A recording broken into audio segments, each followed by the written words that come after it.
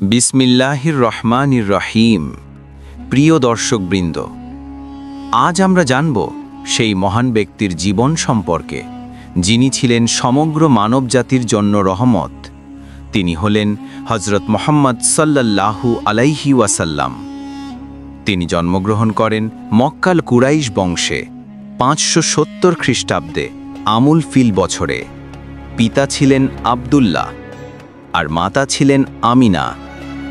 জন্মের আগেই পিতা ইন্তেকাল করেন আর 6 বছর বয়সে মাকেও হারান। দাদা আব্দুল মুত্তালিব ও পরে চাচা আবু তালিব তাকে লালন করেন। ছোটবেলা থেকেই তিনি ছিলেন সত্যবাদী ও বিশ্বাসযোগ্য। মক্কার মানুষ তাকে ডাকত আল আমিন, অর্থাৎ বিশ্বস্ত ব্যক্তি। 25 বছর বয়সে তিনি বিবাহ করেন খাদিজা রাদিয়াল্লাহু আনহা-এর সাথে, যিনি তার প্রথম স্ত্রী এবং ইসলামের প্রথম নারী মুসলিম। 40 বছর বয়সে হেরা গুহায় ইবাদতের সময় আল্লাহ তাআলা ফিরেশতা জিবরাইল আলাইহি এর মাধ্যমে প্রথম ওহী পাঠান, ইকরা, পড়ো তোমার প্রভুর নামে যিনি সৃষ্টি করেছেন। এইভাবেই শুরু হয় নবুয়তের দায়িত্ব। তিনি মানুষকে আহ্বান জানাতে লাগলেন এক আল্লাহর ইবাদত করতে, মিথ্যা ও অন্যায় থেকে দূরে থাকতে। কিন্তু মক্কার কাফেররা তাকে নির্যাতন করল, তাকে তাড়িয়ে দিতে চাইল।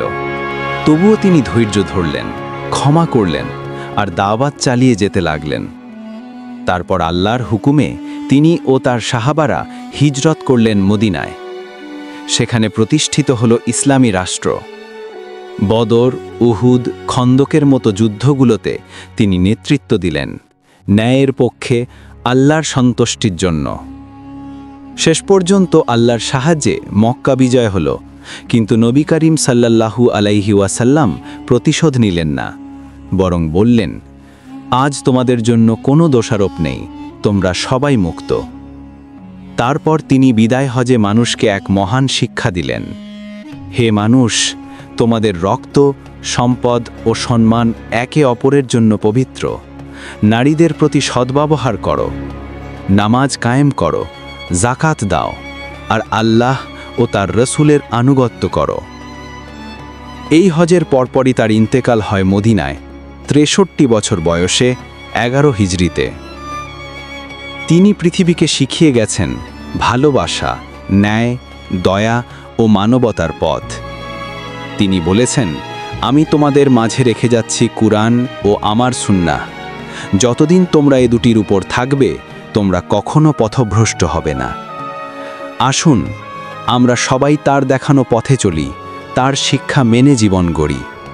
আল্লাহ তাআলা আমাদের সবাইকে রাসূলুল্লাহ সাল্লাল্লাহু আলাইহি ওয়াসাল্লামের সুন্নাহ অনুযায়ী চলার তৌফিক দিন। আমিন।